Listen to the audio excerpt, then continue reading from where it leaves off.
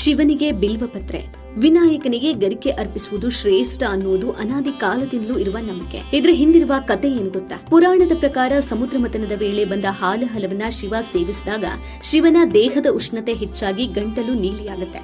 ಆಗ ದೇವತೆಗಳೆಲ್ಲ ಕೂಡಿ ನೀಲಕಂಠನಿಗೆ ಬಿಲ್ವಪತ್ರೆಯನ್ನ ಅರ್ಪಿಸುತ್ತಾರೆ. ಬಿಲ್ವಪತ್ರೆಯ ಪ್ರಭಾವದಿಂದ ಉಷ್ಣತೆ ಕಡಿಮೆ ಆಯಿತು. ಹಾಗಾಗಿ ಶಿವನಿಗೆ ಬಿಲ್ವಪತ್ರೆ ಶ್ರೇಷ್ಠ ಅಂತ ಹೇಳಲಾಗುತ್ತೆ.